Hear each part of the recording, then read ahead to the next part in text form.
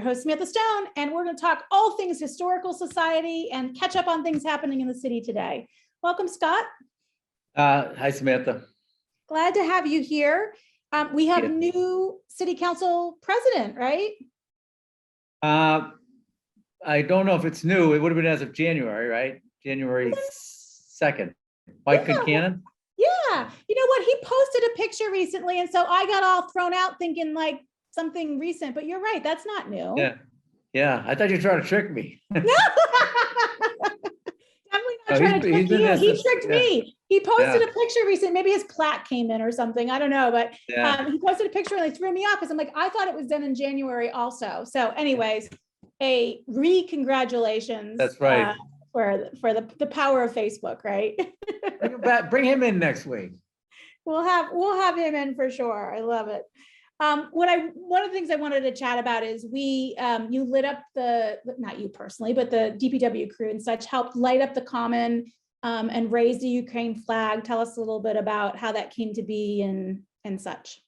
Yeah, well, that's it's just it's really in the forefront of all of our minds, and it's on TV all the time, and it's really very concerning for all of us that what's happening worldwide. And I think everybody is really appalled at Putin's naked aggression on the Ukraine, and it's certainly something that's affecting us all, none more than of course the people of Ukraine and the suffering they're going through, but we're going to be making a lot of sacrifices with the economic embargo placed on Russia, and also the constant threat of this expanding into a greater war than it is now. So with that being said, the awareness is out there, and from our perspective, we just want to do what we can to support the Ukrainian people. And I have a good friend over at the Y, and as I said, a lot of great organizations are raising money for the refugees, and this just happened to be a friend of mine who's a spin teacher over at the Y. His name is David Silver, and he's doing some awareness and fundraising, and I just thought that that's the way most people movement are feeling right now, that they're really relating to the people of Ukraine and showing their strong support for them. Yeah, I think it was lovely. I held a cooking class with a woman from the Ukraine on Saturday, and we got disrupted because there were air raids, and she lived in the western part of Ukraine that had been spared attacks up until that. So we actually were feeling fairly confident, and she logged in and should be fine. And unfortunately, explosions happened where she was, and she was safe last night. Communication with her, but it just brings home how real this really is. And it was nice to see us as a city support the Ukraine and people there. The DPW is always great about different causes, and again, this is a really, really important one. I think it's one of the the more what is a political statement that we're making, and but they also do a great job with that common, decorating it, and with for different causes. But this one really is they're all very important causes, and this one's I guess right up there as one of the most important we've done. Yeah, well, thank you for doing that. I was glad to see that. I'm glad that came to be, and I hope there's a lot of funds raised. Do you take spin classes? Because I'm trying to picture you in shorts, biking. Yeah. You don't have to picture it. I do it. Yeah, it's good. That's early, awesome. Early in the morning, Samantha. I love it. I took one spin class and decided that biking is really not for me, and I go back to my weight training classes and some other things that I do. But I love it. It's so much energy in those classes. They're actually really good. It is. It goes by fast. Yeah, that's awesome. I love seeing that. There's I saw, and this is not new news, but I think it maybe is just like paperwork progressing and things happening. But the new Boston Street Bridge funding and actions and next steps now are sort of cemented. And, I know this has been like 10 years in the making, but we're actually making progress now, right? More than 10. It's been like 20 years plus. I think it started back in the late 1990s, and it's come a long way. A lot of effort's been put in from different mayoral administrations and city councils and city employees, and we're really happy to the point we're at now, where the funds have been appropriated, the contract's been signed, bids have been put out, and construction will be starting soon. And there's been a lot of city employees that have contributed to the efforts, but Jay Corey is city engineer. You've met us a number of times. Has really been right there, pushing this thing through. So I think it means a lot to him. Ellen Doucette, the city solicitor, has put a lot of work into it, as well as Tina Cassidy.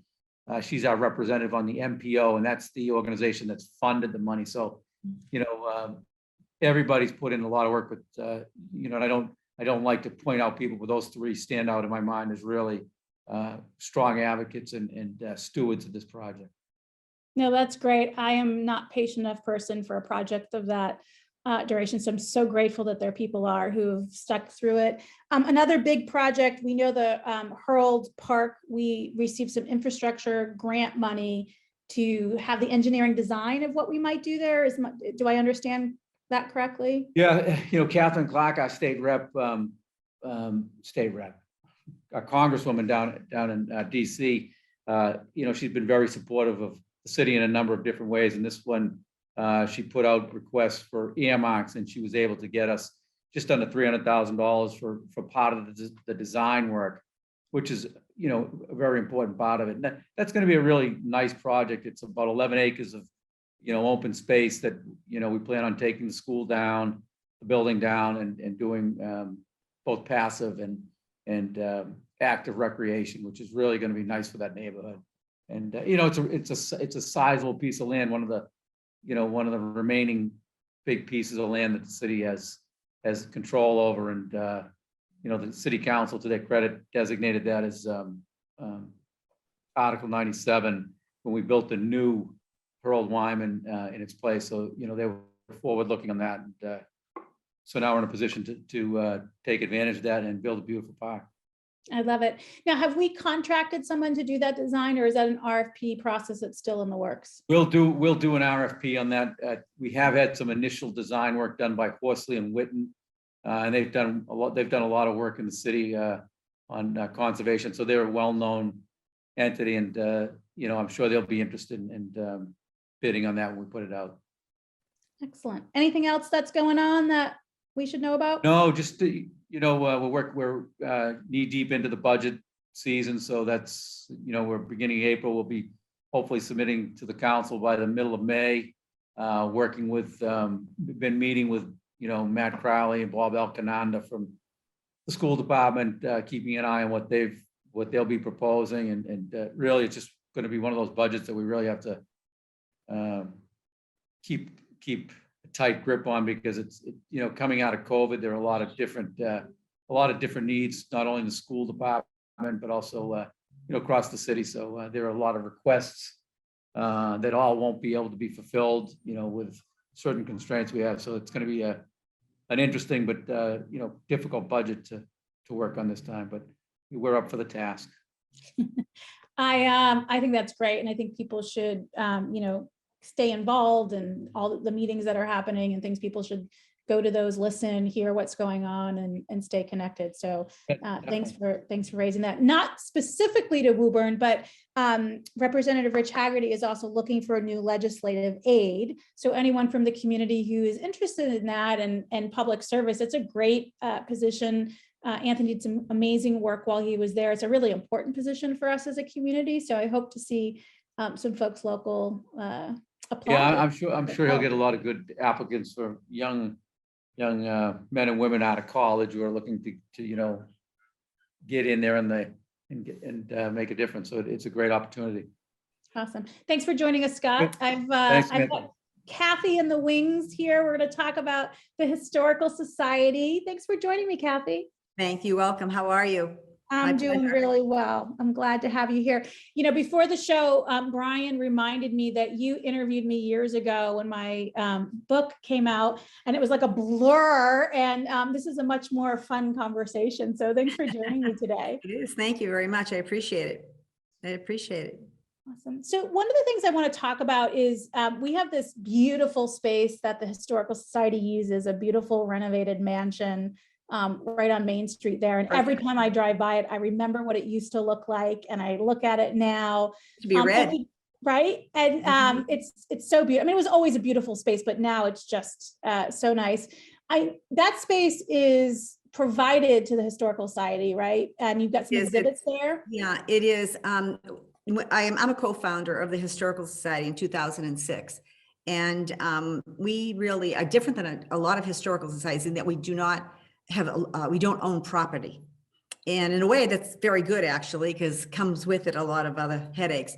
But John Flaherty and Kathy Flaherty, when they bought the home and they renovated, it's also apartments, which some people don't know. In the 1880s, it was not. Yeah, there's multiple apartments, but we have a first floor, second floor, and we have the basement, which is great for us. And the Flahertys have been very generous to us and charge us $1 a year, which we've never paid since 2012. But they're wonderful, and we couldn't do it really without it. It makes a world of difference. It's a beautiful building from 1880, and it was, obviously built by Charles Burdett College in Boston, and Mayor Kane lived there. And that whole house was his, the entire house with, 2 Irish maids that lived on the 3rd floor. And so it's a beautiful place. We love it very much. We love people to come and visit too. We have an exhibit actually up right now. Yeah, tell us about the exhibit. Yeah, we always have an exhibit because for a couple of reasons. We take out the 3rd grade trolley tour in June, and we always have them come to the Burdett Mansion. And when they do, we try to have something there for them to look at regarding Woburn history. We've had the tanneries, we've had the 1960s, the Vietnam War, we've had World War I, which is kind of my favorite. And then now we have World War II. Ellen Hamilton and Mike Solis, who are on our board, set it up beautifully. And Mike is a beautiful military collector.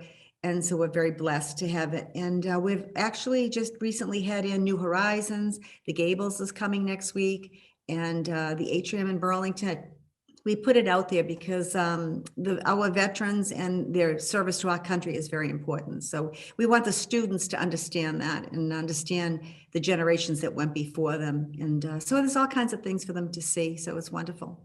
Yeah, what a great way to use that space. Thank you for doing that. And I have to ask, anytime somebody creates a new foundation or commission or society like you have, there's a tremendous amount of work that goes along with that. So when you first got involved in 2006, what inspired you and your co-founder to?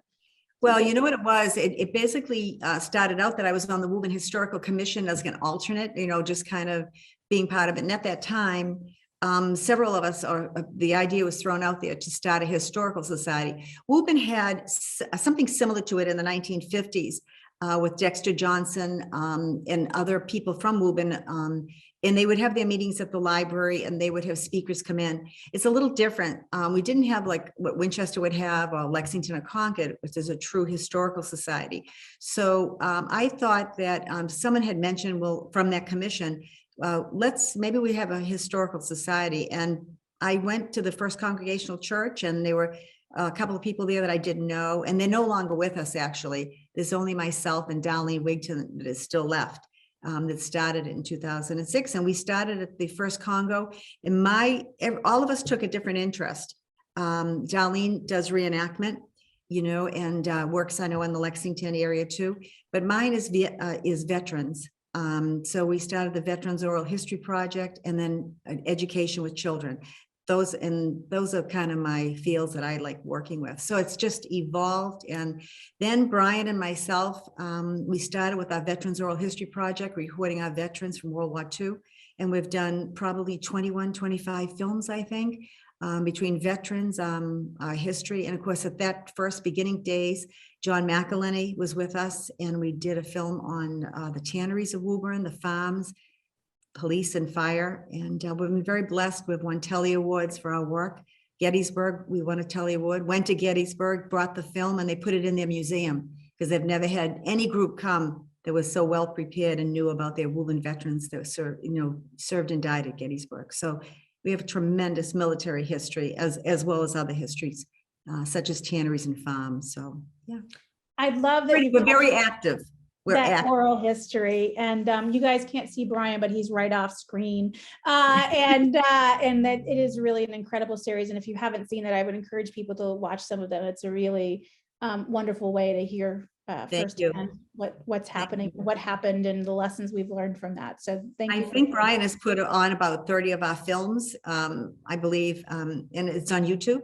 And because this was our 15th anniversary last year. So basically we're trying to revamp our website, which we've made great progress. We still have to keep going and add our collections for photos because, we love photos, but also part of it, we would like to put some of our clipping because I think I've recorded about 80 veterans from Vietnam, Korea, and World War II.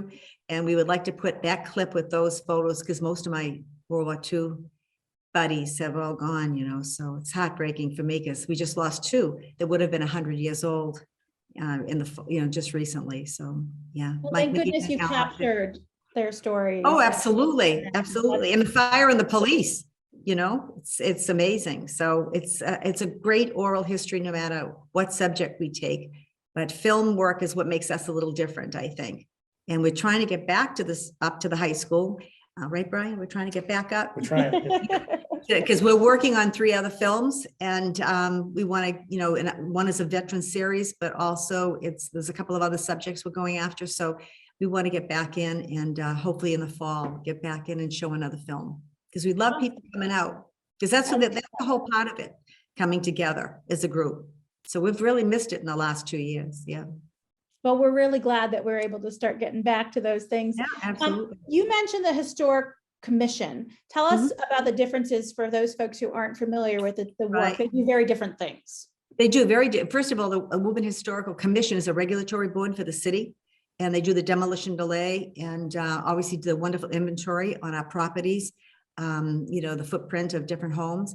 And so they're different than we are. We are a private group, just like any a private club would be. That's really what we are. So we just have fun with history.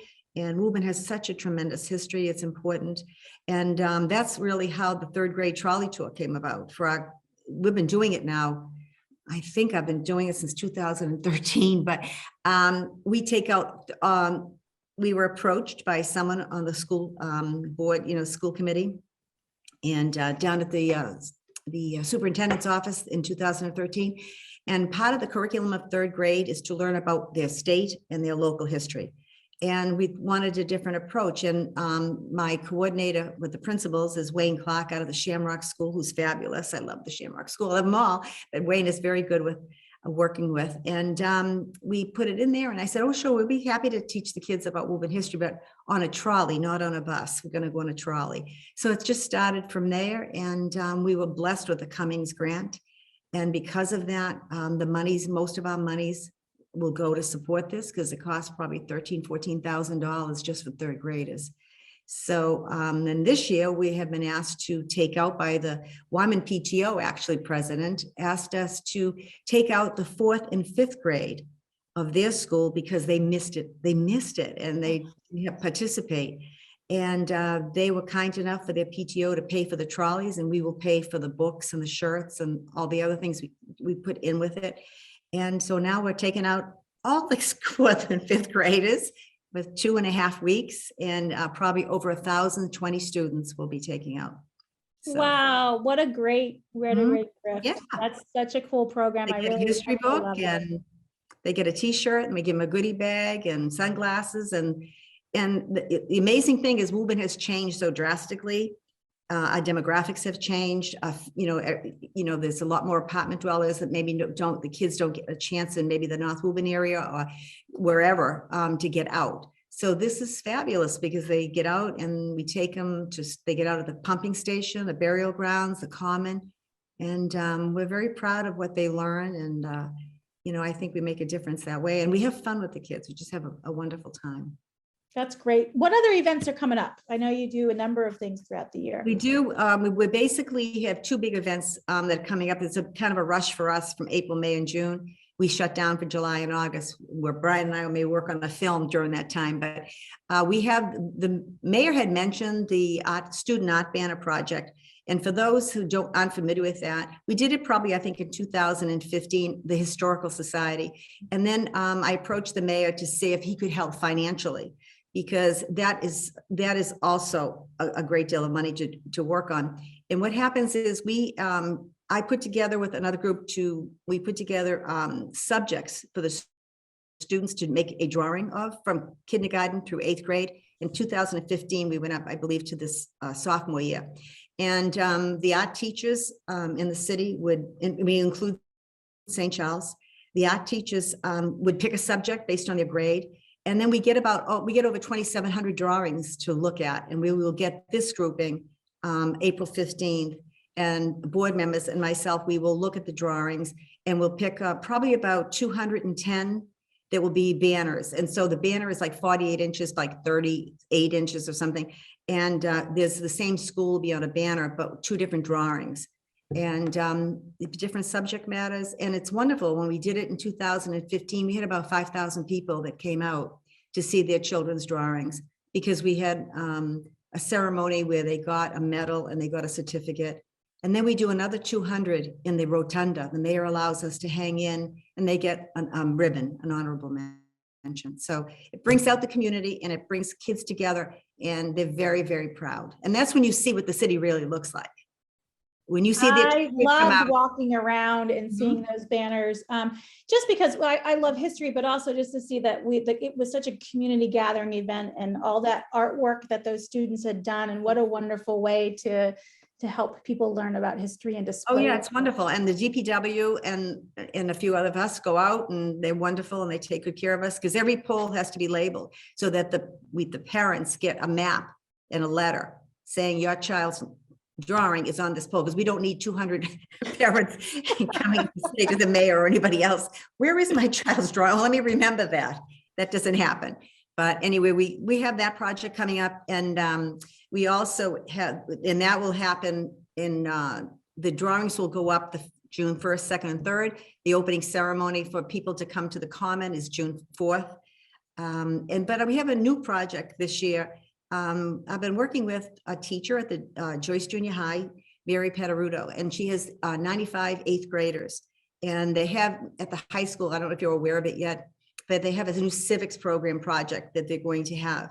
And Mary had asked me during COVID, can we do something with 8th graders with one of the burial grounds, so they can associate civically to the generations that went in the 18th and 19th century. So we have the second burial ground with the Woburn Cemetery Commission.